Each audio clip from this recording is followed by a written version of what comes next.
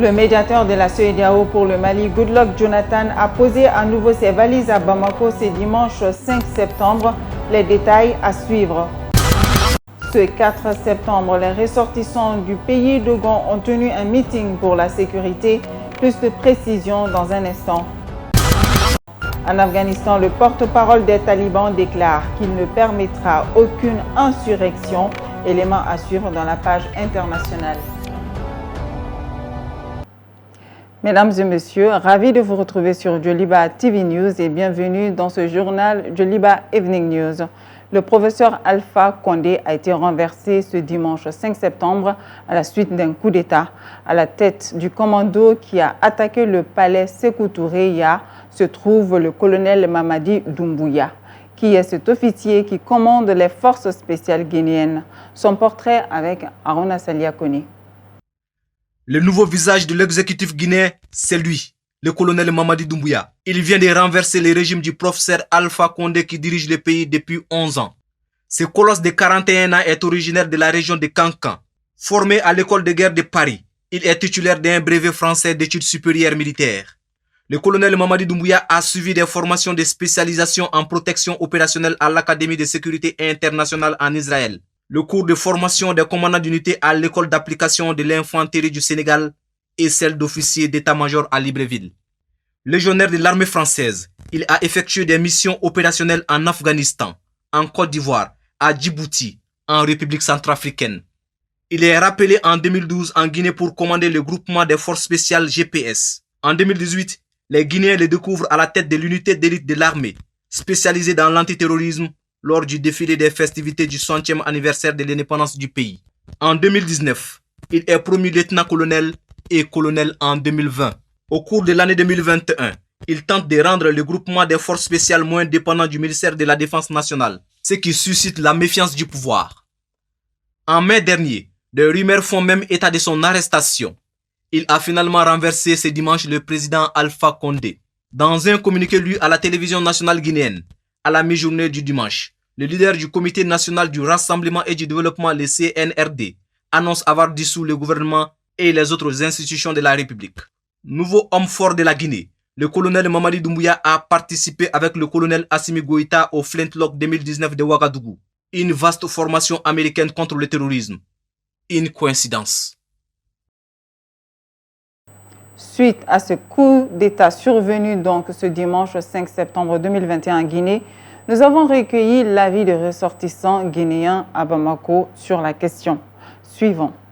On ne souhaite pas le coup d'État, mais comme c'est arrivé comme ça, c'est lui-même qui a cherché ça. Sinon, on ne souhaite pas.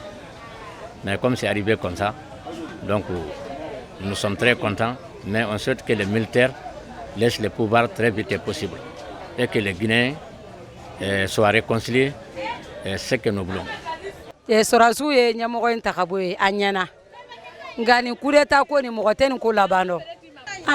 coup d'État est une bonne initiative, mais on ne sait pas comment les choses vont finir. Nous souhaitons la réouverture des frontières, car nous sommes des commerçants.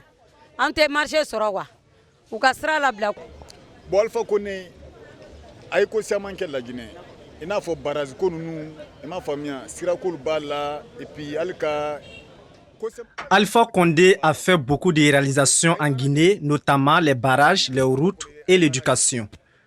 Il a beaucoup travaillé jusqu'il aurait dû s'abstenir d'un troisième mandat.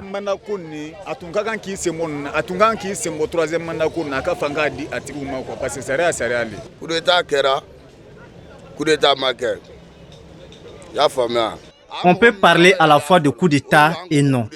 La personne qui l'a arrêté a été formée par lui-même. Donc, il a juste été remplacé parce qu'il est fatigué. À la une de l'actualité au Mali, le médiateur de la CEDEAO, Goodluck Jonathan, a posé à nouveau ses valises à Bamako ce 5 septembre. L'ancien président du Nigeria est dans la capitale malienne dans le cadre du suivi régulier de la transition malienne, particulièrement le calendrier électoral.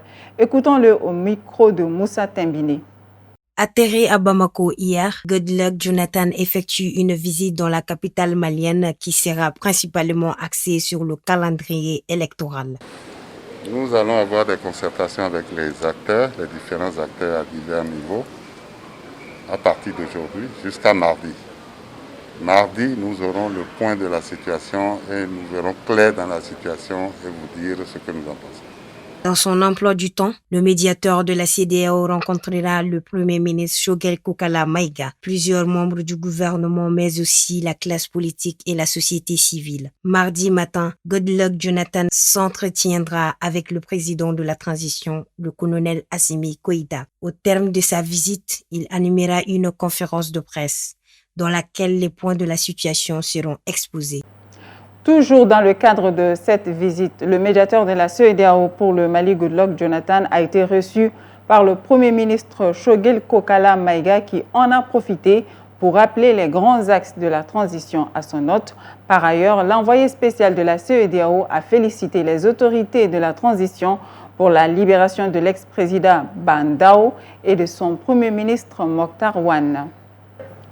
Meeting des ressortissants du pays d'Ogon pour la sécurité et la paix dans le centre du pays. C'était ce samedi à Bamako, à la place de l'Indépendance, Adama Sanogo. Habillés en tenue traditionnelle pour exprimer leur appartenance à la communauté victime des attaques terroristes, les ressortissants du centre du Mali sont sortis en nombre pour dénoncer l'insécurité qui sévit dans la dite région.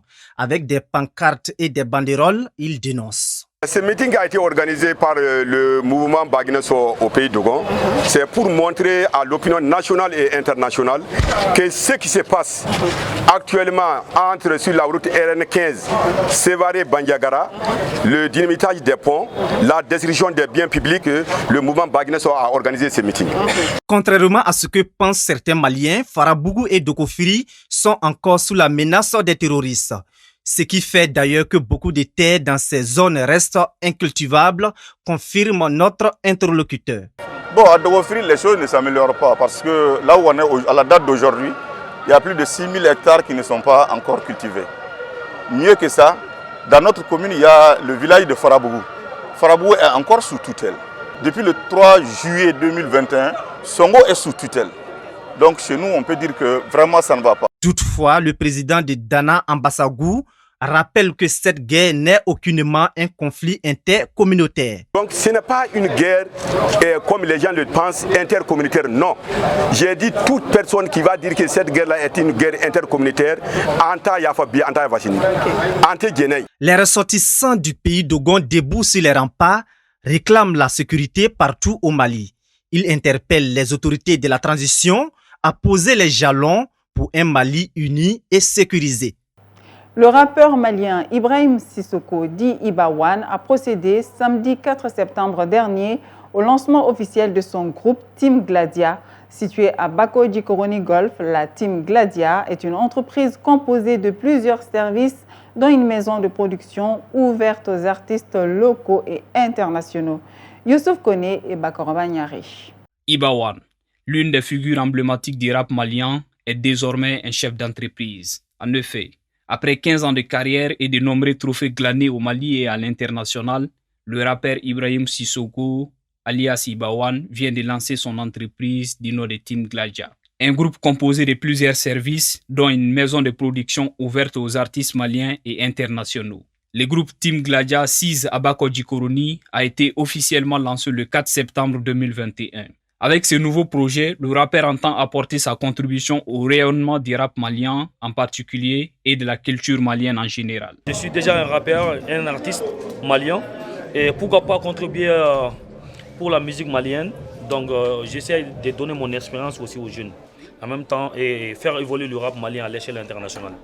Le défi aujourd'hui pour Ibawan à travers cette initiative est d'apporter sa contribution à la préparation de la relève du rap malien. Son label prend en compte toutes les catégories d'art et les artistes de tous les horizons. Oui, j'aimerais former des jeunes et puis les aider à internationaliser le rap malien parce qu'on doit aider, on est là pour aider la relève du rap malien. Donc on a commencé ça aujourd'hui. Donc le label sera sur place pour tout le monde, pour tout le Mali et la sous-région et les artistes de l'international. Cette initiative du rappeur est saluée par les jeunes artistes, notamment les rappeurs, qui voient en elle un grand espoir dans un milieu du rap en pleine évolution. C'est dans le souci d'aider les jeunes rappeurs que Iba One a lancé cette structure. Et en plus, elle est là pour tous les artistes, pas seulement les rappeurs. Cette initiative est vraiment à saluer et à encourager. En plus de la maison de production, le groupe Team Gladia intervient dans plusieurs d'autres domaines, notamment la communication, la réalisation, shooting photo, imprimerie, commerce général et l'événementiel. Les lampions de la 21e édition du festival Clap Ivoire se sont allumés ce lundi 6 septembre à Abidjan en Côte d'Ivoire, un concours de films courts-métrages qui enregistre la participation du Mali avec 2 films, à savoir Ma passion de Djelika Traoré et Mami de Toumani Sangaré. Youssouf Kone. Après la phase nationale ayant abouti à la sélection de 2 films dans chaque pays participant, la phase internationale de la 21e édition du festival Clap Ivoire a démarré ce lundi 6 septembre 2021 à Abidjan en Côte d'Ivoire. Prévue du 6 au 12 septembre 2021, cette 21e édition du festival regroupe les 8 pays de la zone UEMOA, dont le Mali, représenté par 2 jeunes réalisateurs, à savoir Djelika Traoré avec son film Ma Passion et Toumani Sangaré avec Mami. Organisé chaque année par l'Office national du cinéma de Côte d'Ivoire, le festival Clap Ivoire est considéré aujourd'hui comme un événement incontournable de promotion pour les jeunes cinéastes ouest-africains. En plus de la compétition entre les 16 films issus des 8 pays, cette 21e édition de Clap Ivoire sera étoffée par plusieurs autres activités telles que des ateliers de formation en réalisation et la rencontre entre le public et les jeunes réalisateurs dans un espace d'échange et de partage d'expériences. Le film documentaire Ma Passion de Djelika Traoré interroge les obstacles dont le parcours des femmes artistes est sémé dans les sociétés africaines conservatrices, notamment au Mali, à travers le parcours d'une jeune comédienne et musicienne malienne, Fatima Maïga. Quant à la fiction Mami de Toumani Sangaré, il raconte l'histoire d'une jeune fille de 9 ans qui possède d'étranges pouvoirs. Elle discute avec l'esprit de Modibo Keïta le jour de l'investiture du prochain président de la République malienne, qui n'est autre que sa mère, la première présidente du Mali. Après le sacre de Awa Ali Ndiaye, lauréate du Grand Prix Kodjo et Bouclé de Clap Ivoire en 2019 avec son film Kouma, les regards sont désormais tournés vers Djelika Traoré et Toumani Sangaré pour un nouveau triomphe du 7e art malien à l'échelle internationale. Nous en arrivons à l'image du jour consacrée aux chutes de Gouina. Les chutes de Gouina sont situées sur le fleuve Sénégal au Mali, à 80 km au sud-est des Cayes, en direction de Bafoulabé. Le fleuve, d'une largeur de 430 mètres à cet endroit, tombe d'une hauteur d'environ 15 mètres. Le débit varie considérablement et peut passer de 3 mètres cubes par seconde en mai à 5000 mètres cubes par seconde en octobre. Le fleuve Sénégal, à cet endroit, mesure aux alentours de 300 mètres de large et chute d'environ 25 mètres. L'Organisation pour la mise en valeur du fleuve Sénégal, constituée du gouvernement du Mali, du Sénégal, de Mauritanie et de la Guinée, a prévu la construction d'un barrage hydroélectrique à l'emplacement des chutes de Gouina. La construction a débuté en septembre 2013 et est toujours en cours. Et maintenant, suivons l'actualité hors de nos frontières. Dans le fief de l'opposition de Bambeto à Conakry, les résidents et militants de l'opposition guinéenne sortent massivement dans la rue pour manifester leur joie suite à l'annonce de l'arrestation du président Alpha Condé par des putschistes. Bon, on est là, on se manifeste de la joie parce que on était là, on a beaucoup souffert avec le temps. Bon, Dieu nous a montré quelqu'un qui est plus puissant que lui. Avant tout, c'est la patience. On s'est patienté. Je suis très contente. Nous sommes sortis pour la joie.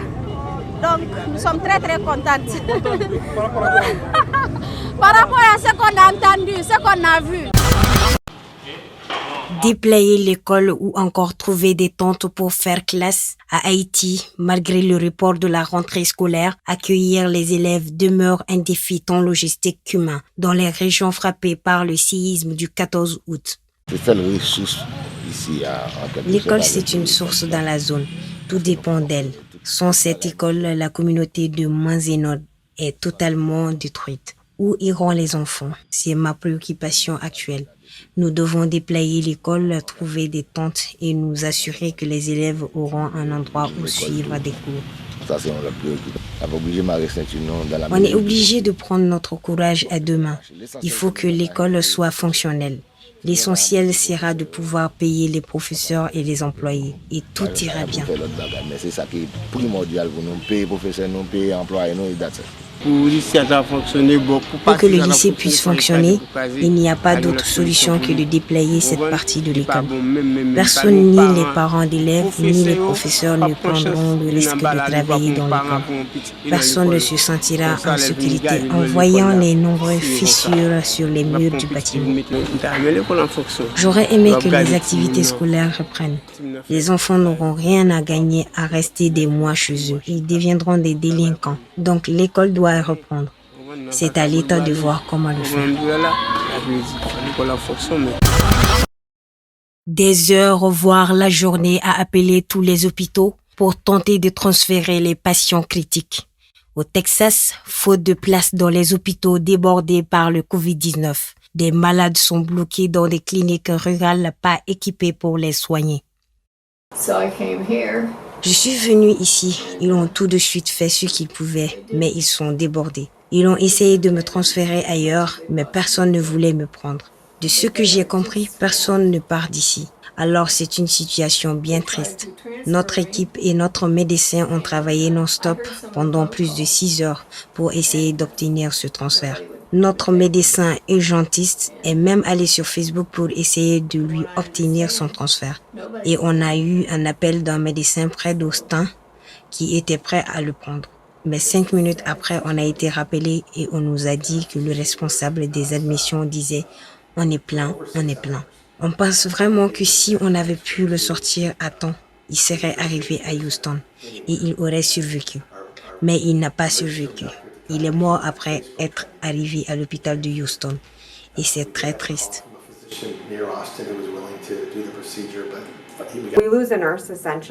On perd à peu près chaque jour un infirmier parce que cet infirmier doit appeler tous les hôpitaux autour qu'on fait notre devoir pour les envoyer ailleurs. Et ça prend des heures, voire toute la journée passée au téléphone à appeler tous les hôpitaux et tout l'État du Texas pour voir si quelqu'un va prendre votre patient.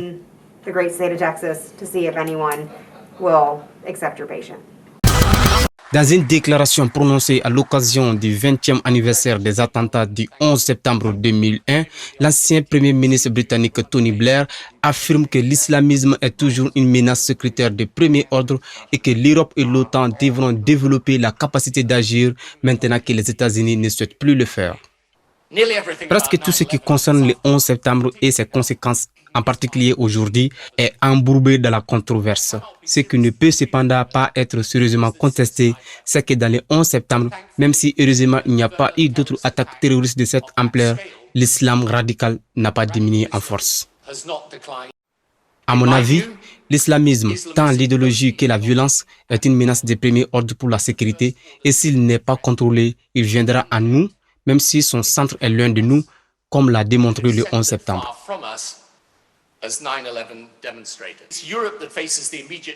C'est l'Europe qui est confrontée au défi immédiat de la déstabilisation du Sahel. L'Europe fait déjà face aux retombées de la Libye, de la Syrie et d'autres pays du Moyen-Orient. Et sur ces questions, la Grande-Bretagne fait partie de l'Europe, qu'on le veuille ou non. Alors comment l'Europe et l'OTAN développent-elles la capacité d'agir lorsque l'Amérique ne veut pas? Pour moi, l'un des développements les plus alarmants de ces derniers temps est le sentiment que l'Occident a perdu sa capacité à formuler une stratégie, que ses impératifs politiques à court terme ont tout simplement réduit l'espace pour une réflexion à long terme. C'est ce sentiment plus que toute autre chose, à mon avis, qui rend nos alliés anxieux et nos opposants convaincus que notre temps est révolu.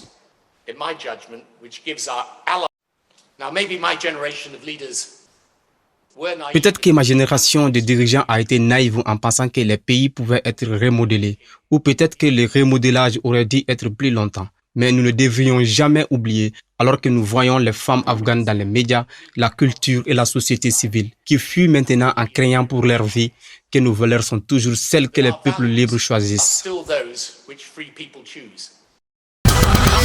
Le principal porte-parole des talibans, Zabihullah Mujahid, déclare lors d'une conférence de presse qu'il ne tolérerait aucune insurrection après avoir affirmé avoir remporté la bataille de la vallée de Panjshir, dernier bastion de la résistance talibane. L'émirat islamique d'Afghanistan est extrêmement sensible à l'égard de toute personne, quelle que soit la région du pays, qui a recours à l'agitation, à l'insécurité ou à des actions menant à la guerre. Personne ne sera autorisé à agir contre la gouvernance de l'Afghanistan, le peuple ou nos intérêts. Les forces qui ont été formées précédemment doivent être recrutées à nouveau. La prochaine forme de gouvernement organisera tous les cadres qui ont été formés et ils seront rendus aux organisations de sécurité. Nous les leur demanderons. Mesdames et messieurs, c'est la fin de ce Djoliba Evening News. Merci à toute l'équipe de la rédaction et à l'équipe technique. Merci à vous pour votre aimable attention. Bonne suite de programme sur Djoliba TV News.